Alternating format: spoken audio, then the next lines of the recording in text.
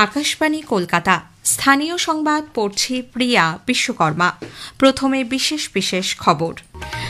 আদালতের এবং প্রশাসনিক নিষেধাজ্ঞা উপেক্ষা করে রাজ্যের বিভিন্ন জায়গায় গতকাল দিনভর শব্দবাজির তাণ্ডব লক্ষ্য করা যায়।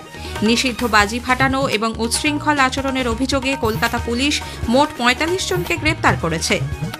কালী প্রতিমা নিরঞ্জনের জন্য আজ থেকে ২৩ অক্টোবর পর্যন্ত পূর্ব রেলের শিয়ালদা ডিভিশন চক্ররেল চলাচল নিয়ন্ত্রণ করছে। কালী পুজোর উদ্বোধনে গিয়ে দক্ষিণ ২৪ পরগনার একাধিক জায়গায় বিরোধী দলনেতা শুভেন্দু অধিকারীর ওপর আক্রমণের ঘটনায় ১৫ জনের বিরুদ্ধে অভিযোগ দায়ের হয়েছে। রাজ্য জুড়ে রেশন পরিষেবা ও ধান ক্রয় সংক্রান্ত অভিযোগের নিষ্পত্তিতে কেন্দ্রীয়ভাবে চালু করা হচ্ছে একটি হেল্প ডেস্ক সহ কল সেন্টার। দক্ষিণ আন্দামান সাগর ও সংলগ্ন দক্ষিণ পূর্ব বঙ্গোপসাগরের ওপর একটি ঘূর্ণাবর্ত তৈরি হয়েছে। আজকের মধ্যে এটির নিম্নচাপে পরিণত হওয়ার সম্ভাবনা। আসছে বিস্তারিত খবরে। আদালতের এবং প্রশাসনিক নিষেধাজ্ঞা উপেক্ষা করে রাজ্যের বিভিন্ন জায়গায় গতকাল দিনভর শব্দবাজির তাণ্ডব লক্ষ্য করা যায়। রাত বাড়তেই বৃদ্ধি পায় এর মাত্রা। পুলিশ প্রশাসনের বেঁধে দেওয়া সময় পেরিয়ে গেলেও ভোররাত পর্যন্ত দেদার ফেটেছে শব্দবাজি। কোথাও শব্দমাত্রা ছুঁয়েছে ৮৫ ডেসিবেল, কোথাও বা পৌঁছেছে ৯৬-এ। কেবলমাত্র পরিবেশ বান্ধব সবুজবাজি পোড়ানোর অনুমতি দেওয়া হলেও বাস্তবে চিত্রটা ছিল ভিন্ন। এর সঙ্গে পাল্লা দিয়ে বেড়েছে দূষণ। একটি প্রতিবেদন। কালীপুজো এবং দীপাবলিতে শুধুমাত্র সবুজ বাজি পোড়ানোর অনুমতি দেয় কলকাতা হাইকোর্ট। লালবাজারের তরফে জানানো হয় রাত ৮টা থেকে ১০টার মধ্যে সবুজ বাজি পোড়ানো যাবে, কিন্তু গতকাল রাত ৮টার পর থেকেই দেদার শব্দবাজি ফাটতে শুরু করে কলকাতায়। রাত ১২টা পর্যন্ত দূষণ নিয়ন্ত্রণ পর্ষদের কন্ট্রোল রুমে ৪৭টি অভিযোগ জমা পড়ে, যার মধ্যে ৪৫টি বাজি সংক্রান্ত। যত রাত বেড়েছে কলকাতায় দূষণের মাত্রাও বেড়েছে। রাত ১১টা পর্যন্ত বালিগঞ্জে দূষণের মাত্রা ছিল ১০৪, ফোর্ট উইলিয়াম এলাকায় ৭৬, যাদবপুরে ১২৪ এবং ভিক্টোরিয়া মেমোরিয়াল সংলগ্ন এলাকায় দূষণের মাত্রা ছিল ১৫৩। রাত ১:৩০টার সময় সেই ভিক্টোরিয়া মেমোরিয়াল এলাকাতেই দূষণ মাত্রা বেড়ে দাঁড়ায় ৩৬১তে, যাদবপুরে হয় ১৪৯ এবং বালিগঞ্জ এলাকাতে ১৩৫। উল্লেখ্য, ইন্ডেক্স ০ থেকে ৫০-এর মধ্যে হলে তা ভালো বলে ধরে নেওয়া হয়, ৫১ থেকে ১০০ হলে সেটি সন্তোষজনক, ১০১ থেকে ২০০ হলে মাঝারি এবং ২০১ থেকে ৩০০ হলে খারাপ বলে ধরে নেওয়া হয়। এর থেকে বেশি হলে তাকে খুব খারাপ অথবা ভয় বলে মান্যতা দেওয়া হয়। কাশফিন নাহার, আকাশবাণী সংবাদ, কলকাতা। নিষিদ্ধ বাজি ফাটানো এবং উচ্ছৃঙ্খল আচরণের অভিযোগে গতকাল রাত ৮টা পর্যন্ত কলকাতা পুলিশ মোট ৪৫ জনকে গ্রেপ্তার করেছে। বাজেয়াপ্ত করা হয়েছে ৫২২ কেজি নিষিদ্ধ বাজি। সবুজ বাজি অন্যান্য বাজির তুলনায় ৩০% কম দূষণ ছড়ায় বলে তা ব্যবহারের বিষয়ে আদালত অনুমতি দিলেও এক্ষেত্রে পরিবেশ এবং জনস্বাস্থ্যের ওপর সুদূরপ্রসারী প্রভাব পড়ে বলে জানিয়েছেন রাজ্য দূষণ নিয়ন্ত্রণ পর্ষদের চেয়ারম্যান ডক্টর কল্যাণ রুদ্র। আপনি বাজিতে নাইট্রেট জাতীয় মেটাল ব্যবহার করেন, তাহলে আপনার মানসিক ভারসাম্য নষ্ট হতে পারে। সীসা বা লেডে নার্ভাস সিস্টেম ক্ষতিগ্রস্ত হয় আমাদের। ক্যাডমিয়ামে অ্যানিমিয়া জাতীয় বা কিডনি আক্রান্ত হয়। জিঙ্ক, এটাতে বমি পাবে। কপার বা যদি তামার ব্যবহার করা হয় তাহলে নিঃশ্বাসের যে ব্যবস্থা সেটা ক্ষতিগ্রস্ত হতে হয়। ফলে এই প্রত্যেকটা আলোর বাজিও কিন্তু ভয়ঙ্কর বিপজ্জনক। রাজ্য প্রশাসনের অনুরোধে কালী প্রতিমা নিরঞ্জনের জন্য আজ থেকে ২৩ অক্টোবর পূর্ব রেলের শিয়ালদা ডিভিশন চক্ররেল চলাচল নিয়ন্ত্রণ করছে। এই সময় শিয়ালদা বিবাদীবাগ এবং বিবাদীবাগ বারুইপুর লোকাল বাতিল থাকছে। বারাসাত মাঝেরহাট, দত্তপুকুর মাঝেরহাট এবং নৈহাটি বালিগঞ্জ লোকাল কলকাতা স্টেশনে যাত্রা শেষ করবে। ওই স্টেশন থেকেই যাত্রা শুরু করবে মাঝেরহাট হাবড়া এবং মাঝেরহাট বারাসাত লোকাল। নৈহাটি মাঝেরহাট লোকাল ঘুর পথে চলবে। Habra Majerhat local Kakurgachi road junction Ballygunge হয়ে মাঝেরহাট স্টেশনে যাবে। Majerhat Duttapukur galloping local Ballygunge station থেকে ছাড়বে এবং বালিগঞ্জ কাকুরগাছি রোড হয়ে চলবে। কালীপুজো উপলক্ষে যাত্রীদের সুবিধার্থে পূর্ব রেলের শিয়ালদা ডিভিশন আজ ও আগামীকাল রাতে শহরতলির বিভিন্ন শাখায় বিশেষ ট্রেন পরিষেবা দিচ্ছে। যেসব শাখায় রাত্রিকালীন এই বিশেষ পরিষেবা দেওয়া হচ্ছে সেগুলি হল শিয়ালদা ডানকুনি, শিয়ালদা বারাসাত, বনগা বারাসাত, শিয়ালদা রানাঘাট এবং শিয়ালদা বারুইপুর লোকাল। উত্তর ২৪ পরগনার খড়দা থানা এলাকার ঈশ্বরীপুরে আজ ভোরে একটি রঙের কারখানায় আগুন লাগে। দমকলের ২০টি ইঞ্জিন ঘটনাস্থলে পৌঁছে আগুন নেভানোর চেষ্টা চালাচ্ছে। এখনও পর্যন্ত হতাহতের কোনো খবর নেই। দক্ষিণ 24 পরগনার বারুইপুরের গোলপুকুর এলাকা থেকে আগ্নেয়াস্ত্র ও গুলি সমেত এক ব্যক্তিকে গ্রেপ্তার করেছে পুলিশ। টুকান অধিকারী নামে ওই ব্যক্তি দীর্ঘদিন ধরে এলাকায় তোলাবাজি করত বলে স্থানীয়দের দাবি। সে তৃণমূল কংগ্রেস করত বলে এলাকাবাসীরা জানিয়েছেন। এর আগেও অস্ত্রসহ গ্রেপ্তার করা হয়েছিল তাকে। বেশ কিছুদিন জেলে ছিল সে। অন্যদিকে মালদার বৈষ্ণবনগরে 1,04,00,000 টাকার মাদক সমেত বিহারের বাসিন্দা এক মহিলাকে গ্রেপ্তার করেছে পুলিশ। ভাগলপুরের বাসিন্দা কাঞ্চন দেবীর কাছ থেকে উদ্ধার হয়েছে 1 কেজিরও বেশি ব্রাউন সুগার। কালিয়াচক থেকে সেই মাদক বিহারে পাচারের উদ্দেশ্যে নিয়ে যাওয়া হচ্ছিল বলে পুলিশ জানিয়েছে। রাজ্যে তৃণমূল কংগ্রেস সরকারের আমলে মহিলাদের কোনো নিরাপত্তা নেই বলে ফের সরব হয়েছেন বিরোধী দলনেতা শুভেন্দু অধিকারী। পূর্ব মেদিনীপুরের নন্দীগ্রামে গতকাল কালীপুজোর উদ্বোধনে গিয়ে তিনি বলেন, মেয়েদের সুরক্ষায় মা দুর্গার কাছ থেকে ত্রিশূল এবং মা কালীর কাছ থেকে খড়গ প্রার্থনা করেছেন তিনি। এই বাংলায় প্রচুর ধর্ষক বেড়ে গেছে, কোনো বোন কন্যা সুরক্ষিত নয়। এই ধর্ষকদের শেষ করার জন্য মা কালীর খড়গটাও লাগবে। অভয়া থেকে দুর্গাপুর মেডিকেল কলেজ, আমাদের কোনো মেয়ে কোনো বোন এই বাংলায় সুরক্ষিত নয়। মা দুর্গার ত্রিশূল আর মা কালীর খড়গটা লাগবে এই ধর্ষকদেরকে শেষ করার জন্য। কালীপুজোর উদ্বোধনে গিয়ে দক্ষিণ 24 পরগনার একাধিক জায়গায় বিরোধী দলনেতা শুভেন্দু অধিকারীর ওপর আক্রমণের ঘটনায় 15 জনের বিরুদ্ধে অভিযোগ দায়ের হয়েছে। সামাজিক মাধ্যমে এক পোস্টে বিরোধী দলনেতা জানিয়েছেন, এদের মধ্যে 8 জন রায়দিঘি থানা এলাকার, 5 জন মথুরাপুরের এবং 2 জন মন্দিরবাজার থানা এলাকার বাসিন্দা। শুভেন্দুবাবুর অভিযোগ, গত রবিবার যেভাবে তাকে ঘিরে বিক্ষোভ দেখানো হয়েছে তা কোনো আকস্মিক ঘটনা নয়, তৃণমূল কংগ্রেসের ষড়যন্ত্র। তার বিস্তারিত সফরসূচি আগেই সুন্দরবন পুলিশ জেলার পুলিশ সুপারকে জানানো হয়েছিল। তার নিরাপত্তা সুনিশ্চিত করার জন্য কলকাতা হাইকোর্টের নির্দেশ ছিল বলেও তিনি জানান। স্থানীয় সংবাদ শুনছেন আকাশবাণী কলকাতা কেন্দ্র থেকে। রাজ্য জুড়ে রেশন পরিষেবা ও ধান ক্রয় সংক্রান্ত অভিযোগ নিষ্পত্তির প্রক্রিয়াকে আরও স্বচ্ছ, সহজ ও নাগরিক বান্ধব করতে খাদ্য দপ্তর এক জানালা ব্যবস্থা চালু করছে। এর আওতায় কেন্দ্রীয়ভাবে একটি হেল্প ডেস্ক সহ কল সেন্টার চালু করা হবে, যার মাধ্যমে রেশন পরিষেবায় যুক্ত নাগরিক ও ধান বিক্রয়কারী কৃষকরা সরাসরি খাদ্য দপ্তরের সঙ্গে যোগাযোগ করে নিজেদের অভিযোগ ও সমস্যার কথা জানাতে পারবেন। কেন্দ্রীভূত এই কল সেন্টার সপ্তাহে 7 দিন সকাল থেকে রাত পর্যন্ত টানা 12 ঘন্টা কাজ করবে। বাংলা, ইংরেজি ও হিন্দি 3 ভাষাতেই তথ্য ও অভিযোগ সংক্রান্ত সহায়তা পাওয়া যাবে। হেল্পলাইন নম্বরগুলি হল 1967 14445 এবং 1800 34 55505। বর্ধমান স্টেশনে পদপিষ্টের ঘটনার 8 দিন পর আহত এক মহিলার মৃত্যু হয়েছে। হুগলির উত্তরপাড়ার বাসিন্দা 50 বছরের অপর্ণা মণ্ডল দুর্ঘটনার পর থেকেই ভর্তি ছিলেন বর্ধমান মেডিকেল কলেজ হাসপাতালে। আইসিইউতে চিকিৎসা চলাকালীন গতকাল তাঁর মৃত্যু হয়। উল্লেখ্য, গত 12 অক্টোবর বর্ধমান স্টেশনে ট্রেন ধরতে সিঁড়ি দিয়ে নামার সময় হুড়োহুড়ির ঘটনায় পদপিষ্ট হয়ে 8 যাত্রী আহত হন। কলকাতার আলিপুর থানা এলাকার বিদ্যাসাগর কলোনিতে বাড়ির আলমারি থেকে স্কুল ছাত্রী দেহ উদ্ধারের ঘটনায় চাঞ্চল্য ছড়িয়েছে। গত রবিবার বাড়ির আলমারি থেকে 6ষ্ঠ শ্রেণীর ওই পড়ুয়ার গলায় ফাঁস লাগানো দেহ উদ্ধার হয়। জানা গেছে, ওই দিন বাড়িতে একাই ছিল মেয়েটি। অনেক ডাকাডাকির পর দরজা না খোলায় কোনো মতে দরজা ভেঙে ফ্ল্যাটের ভেতরে ঢোকেন পরিবারের সদস্যরা। এরপরই তাকে উদ্ধার করে হাসপাতালে নিয়ে যাওয়া হলে চিকিৎসকরা মৃত ঘোষণা করেন। উত্তর 24 পরগনার বনগাঁ থানার ধর্মপুকুরিয়া বাজার সংলগ্ন এলাকায় কর্তব্যরত 2 সিভিক ভলান্টিয়ারকে মারধরের অভিযোগে 2 যুবককে পুলিশ গ্রেপ্তার করেছে। ধৃত চিরঞ্জিত মণ্ডল ও প্রমিত রায়কে গতকাল বনগাঁ মহকুমা আদালতে তোলা হলে 3 দিনের পুলিশ হেফাজত হয়েছে। জানা গেছে, গভীর রাতে মদ্যপ অবস্থায় ওই যুবকদের ঘোরাফেরা করতে দেখে 2 সিভিক ভলান্টিয়ার তাদেরকে বাড়ি চড়ে যেতে বলেন। এরপরই তাদের ওপর চড়াও হয় অভিযুক্তরা। দক্ষিণ আন্দামান সাগর ও সংলগ্ন দক্ষিণ পূর্ব বঙ্গোপসাগরের ওপর একটি ঘূর্ণাবর্ত তৈরি হয়েছে। আজ এটি নিম্নচাপে পরিণত হওয়ার সম্ভাবনা।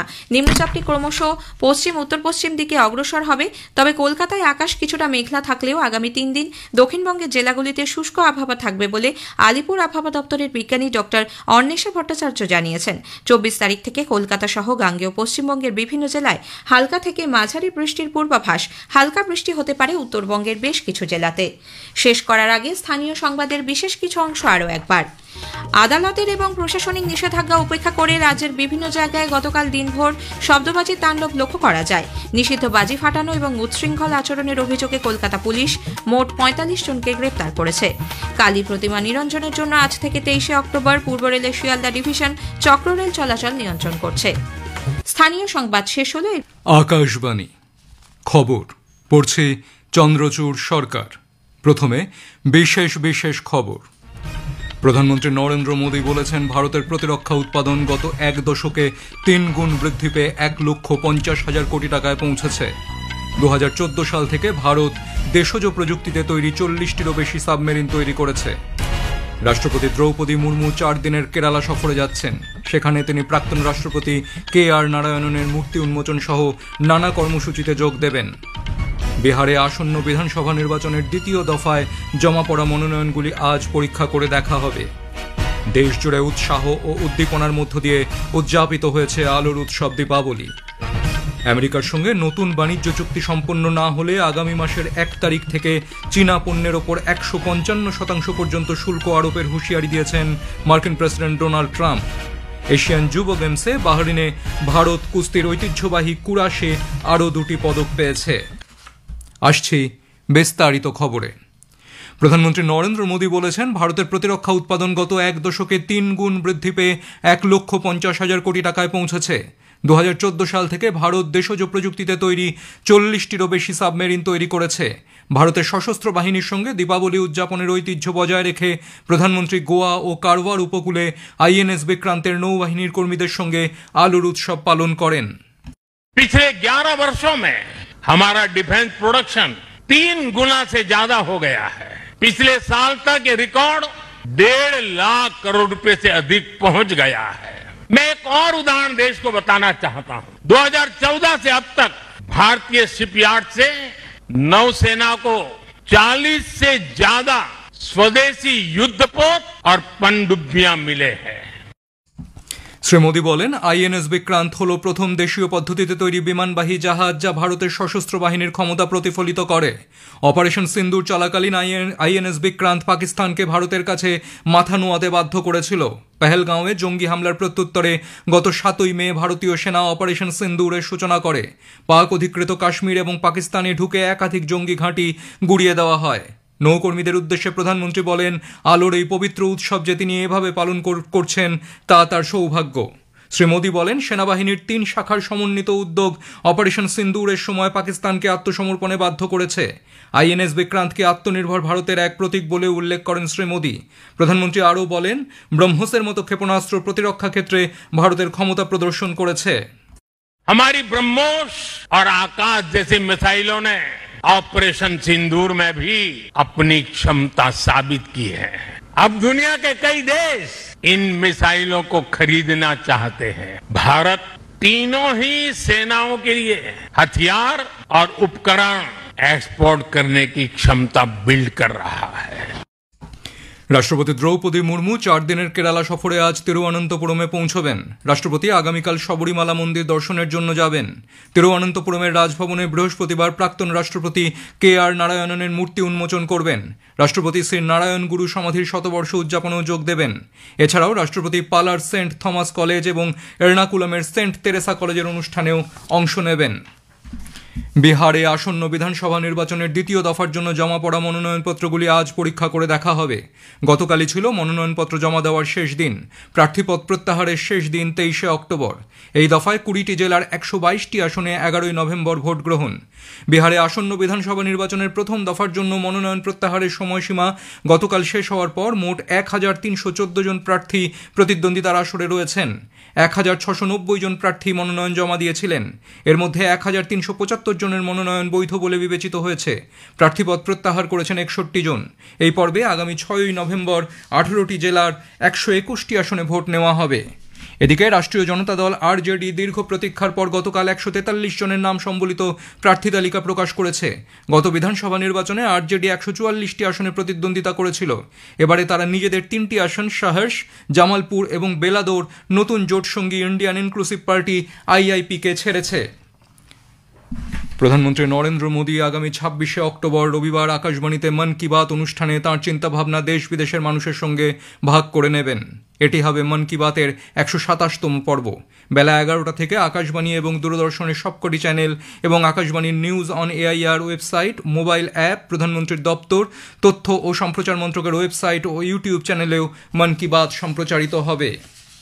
খবর শুনছেন আকাশবাণী থেকে। দেশ জুড়ে উৎসাহ ও উদ্দীপনার মধ্য দিয়ে উদযাপিত হয়েছে আলোর উৎসব দীপাবলি। অশুভের ওপর শুভের জয়ের প্রতীক এই উৎসবে ঘর, বাড়ি, মন্দির এবং অন্যান্য স্থান আলোকিত করা হয়েছে। এই উপলক্ষে আজকের দিনে সম্পদের দেবী লক্ষ্মীরও পুজো করা হয়।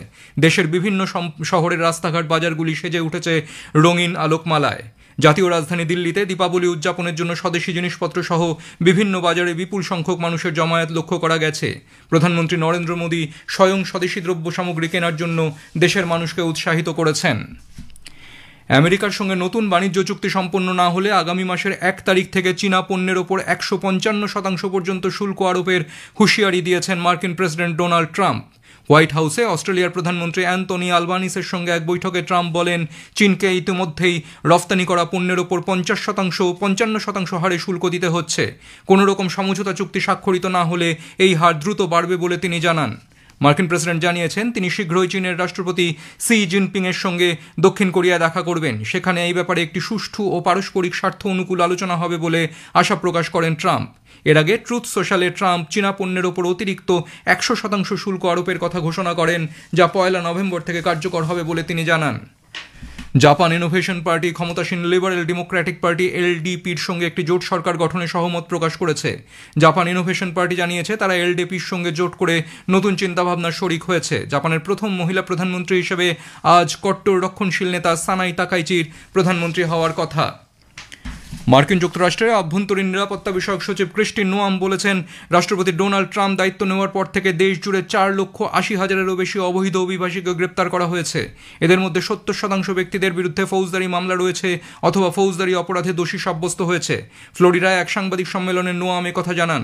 রাষ্ট্রপতি ট্রাম্প প্রথম থেকেই অবৈধ ও অপরাধের সঙ্গে জড়িত অভিবাসীদের চিহ্নিত করা এবং তাদের ফেরত পাঠানোর উপর জোর দিয়েছেন। দীর্ঘ রোগ ভোগের পর হিন্দি চলচ্চিত্র জগতের প্রবীণ অভিনেতা গোবর্ধন আসরানি প্রয়াত হয়েছেন। তার বয়স হয়েছিল 84 বছর। তিনি চলচ্চিত্র মহলে আসরানি নামে পরিচিত ছিলেন। হিন্দি চলচ্চিত্র জগতে 5 দশকব্যাপী অভিনয় জীবনে কৌতুক অভিনেতা হিসেবেই তার সমাদর ছিল বেশি। পাকিস্তানের খাইবার পাখতুনখোয়া প্রদেশের ডেরা ইসমাইল খান জেলার কোট লালু এলাকায় তালিবান জঙ্গিদের হামলায় পাকিস্তানের 5 আধা সেনা জওয়ানের মৃত্যু হয়েছে, আহত একাধিক। জানা গেছে একটি সরকারি গ্যাস উত্তোলন সংস্থার কর্মীদের পাহারার দায়িত্বে ছিলেন তারা। সেই সময় তেহরিক ই তালিবান গোষ্ঠীর সঙ্গে যুক্ত জঙ্গিরা সেনাবাহিনীর সদস্যদের লক্ষ্য করে এলোপাথারি গুলি চালায়। নিরাপত্তা বাহিনীর গুলিতে মারা পড়েছে 8 জঙ্গিও। মার্কিন যুক্তরাষ্ট্র চীন বাণিজ্যিক উত্তেজনার ফলে গতকাল বিশ্বব্যাপী অপরিশোধিত তেলের দাম কমেছে। অর্থনৈতিক মন্দা এবং দুর্বল জ্বালানির চাহিদা নিয়ে উদ্বেগ বৃদ্ধি পেয়েছে। সর্বশেষ প্রতিবেদন অনুযায়ী ব্রেন্ট ক্রুডের দাম 0.8%-এরও বেশি কমে ব্যারেল প্রতি $60.80 এবং WTI অপরিশোধিত তেলের দাম 0.8%-এরও বেশি কমে ব্যারেল প্রতি $57.05 হয়েছে। এশিয়ান যুব গেমসে বাহরিনের মানামায় ভারত গতকাল কুস্তির ঐতিহ্যবাহী কুরাশে আরও 2টি পদক পেয়েছে। এর ফলে এই খেলায় ভারতের পদক সংখ্যা 3টিতে পৌঁছেছে। মহিলাদের 52 কেজি বিভাগে ফাইনালে কনিষ্ক বিধুরি উজবেকিস্তানের মুবিনা বনু করিমোভার কাছে 3-0-তে হেরে রূপো জিতেছেন। পুরুষদের 83 কেজি বিভাগে অরবিন্দ ব্রোঞ্জ পদক জেতেন। ভারত গেমসে 4 সদস্যের একটি কুরাশ দল অংশ নিয়েছিল। এর আগে রবিবার খুশি মহিলাদের 70 কেজি বিভাগে ব্রোঞ্জ পদক জিতেছিলেন। এশিয়ান যুব গেমস 31 অক্টোবর শেষ হবে। মোট 222 জন ভারতীয় ক্রীড়াবিদ প্রতিদ্বন্দ্বিতা করেছেন। আইসিসি মহিলাদের একদিনের ক্রিকেট বিশ্বকাপে নবী মুম্বাইয়ের ডক্টর DY পাতিল স্পোর্টস একাডেমিতে গতকাল শ্রীলঙ্কা বাংলাদেশকে 7 রানে হারিয়ে দিয়েছে। টসে জিতে প্রথমে ব্যাট করার সিদ্ধান্ত নিয়ে শ্রীলঙ্কা 48 ওভার 4 বলে 202 রান তোলে। জবাবে ব্যাট করতে নেমে বাংলাদেশের ইনিংস 9 উইকেটে 195 রানে থেমে যায়। শেষ ওভারে জয়ের জন্য বাংলাদেশের 9 রান প্রয়োজন ছিল। এই জয়ের ফলে শ্রীলঙ্কা সেমিফাইনালের আশা বাঁচিয়ে রেখেছে। অন্যদিকে 5টি ম্যাচ হেরে বাংলাদেশের বিশ্বকাপ অভিযান শেষ হয়েছে। শেষ করার আগে খবরের বিশেষ কিছু অংশ আর একবার। প্রধানমন্ত্রী নরেন্দ্র মোদী বলেছেন ভারতের প্রতিরক্ষা উৎপাদন গত 1 দশকে 3 গুণ বৃদ্ধি পেয়ে 1,50,000 কোটি টাকায় পৌঁছেছে।